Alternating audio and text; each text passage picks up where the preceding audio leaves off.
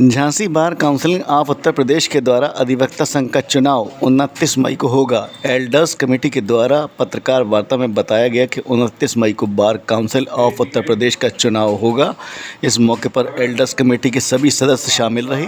वहीं कमेटी के प्रतिनिधि विवेक वाजपेयी के द्वारा बताया गया कि इस बार सभी चुनाव लड़ने वाले अधिवक्ताओं से एक शपथ पत्र अलग से लिया गया है, जिसमें इस बात का उल्लेख है कि वह अपने कार्यकाल को पूरा करने के उपरांत अपना चार्ज तुरंत ही एल्डर्स कमेटी को सौंप देंगे और अगर फिर भी किसी कारणवश उन्हें कुछ समय और लगता है तो इसके लिए एल्डर्स कमेटी से अप्रूवल लेंगे।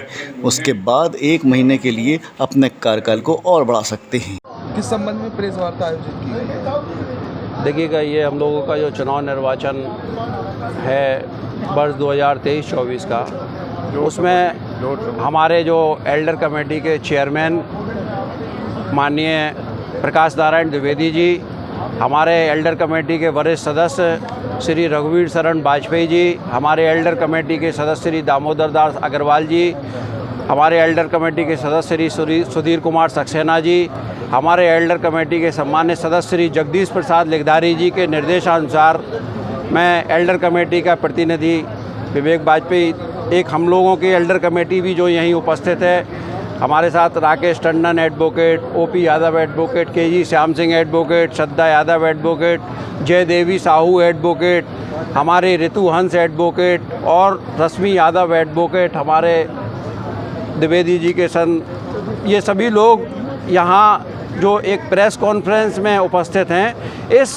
आशय से ये पत्रकार वार्ता बुलाई गई है कि जो वर्ष 2023-24 का निर्वाचन हो वो एक स्वस्थ, स्वच्छ और अच्छा निर्वाचन हो और समाज में ये मैसेज जाए कि वास्तव में जो अधिवक्ता का सम्मान पूर्व में रहा है और पूरा समाज करता है। ऑफिसर ऑफ द कोर्ट होता है अधिवक्ता अकॉर्डिंग टू CRPC, तो उसका वही सम्मान रहना चाहिए और पूरे उत्तर प्रदेश में क्या देश में ये समाज ये जाना चाहिए।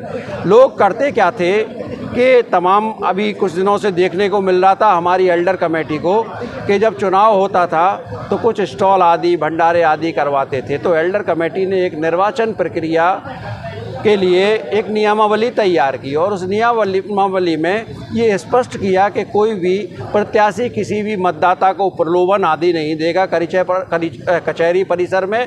इसके अलावा और भी नियम बनाए हैं उन्होंने, उसकी बाकायदा एल्डर कमेटी अपनी तरफ से एक वीडियोग्राफी कराएगी और ऐसा करते हुए पाए जाने के प्रत्याशियों के खिलाफ अनुशासनात्मक कार्रवाई भी एल्डर कमेटी करेगी और उनके नामांकन भी रद्द किए जा सकते हैं।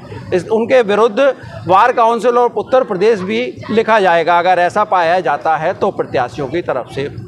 इसके अलावा एक एल्डर कमेटी के द्वारा विगत होता क्या था कि पिछले जो कार्यकारिणी जैसे चुन जाती थी और चुनने के बाद 1 वर्ष का कार्यकाल हुआ उनका, अब उन्होंने 4 महीने किसी बहाने खिसकाए, 6 महीने किसी बहाने खिसकाए, जबकि हमारे संविधान में मॉडर्न बायलॉज में ये है सेक्शन 18 में कि कोई भी जो जिलाधिवक्ता संघ है वो 1 वर्ष का कार्यकाल तक ही रहेगा और अगर किसी परिस्थितिवश 1 वर्ष से अधिक का कार्यकाल बढ़ाना होता है तो 1 माह का कार्यकाल वो बढ़ा सकते हैं, लेकिन उसमें कंडीशन है कि वो अनुमोदन लेंगे यानी अप्रूवल लेंगे एल्डर कमेटी से। पिछले 2-3 वर्षों से हो ये रहा था, कभी चुनाव 2 वर्ष में हो रहा था, कभी 1.5 वर्ष में हो रहा था। तो एल्डर कमेटी ने सभी प्रत्याशियों से पहली बार एक शपथ पत्र इस आशय का लिया है कि वो निर्वाचन नियमावली का पालन करेंगे और 1 वर्ष के अंदर एक वर्ष में उनका कार्यकाल पूरा होते ही अपना चार्ज एल्डर कमेटी को सौंप देंगे और किसी परिस्थितिवश अगर उन्हें कार्यकाल बढ़ाना पड़ता है, कोई ऐसी परिस्थिति आती है तो 1 माह का टाइम वो इस कंडीशन पे एल्डर कमेटी से बढ़वा सकते हैं तब जब एल्डर कमेटी का अनुमोदन उन्हें प्राप्त हो। ये बात उसमें जो है रखी गई है। इसके अलावा अगर जो इस तरह के स्टॉल वगैरह लगाते हैं तो उनके वीडियोग्राफी होगी और उनके खिलाफ कार्रवाई भी की जा सकती है। पिछले बार क्या हुआ, अभी जो हमें एल्डर कमेटी को जो लिस्ट दी गई थी मतदाता सूची, वह मतदाता सूची में अनेक कमियां एल्डर कमेटी ने जांचा तो उसमें पाई गई। अनेक मतदाताओं के किसी का COP नंबर आजमगढ़ का है, किसी का लखनऊ का है, किसी का इलाहाबाद का है। ऐसे मतदाता भी उस मतदाता सूची में जुड़े हुए थे।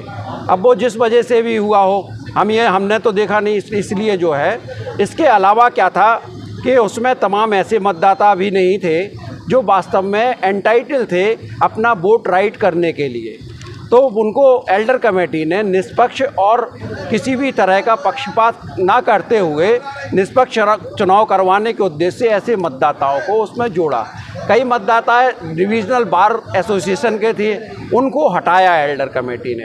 तो पहले जो लिस्ट दी गई थी वो 1707 मतदाताओं की सूची दी गई थी, मतदाता सूची। उसमें जब ये सब जांच वगैरह हुई तो वर्तमान में 1720 मतदाता एल्डर कमेटी ने फाइनल लिस्ट के लिए किया है उसको, और 1720 मतदाता इस चुनाव में मत करेंगे।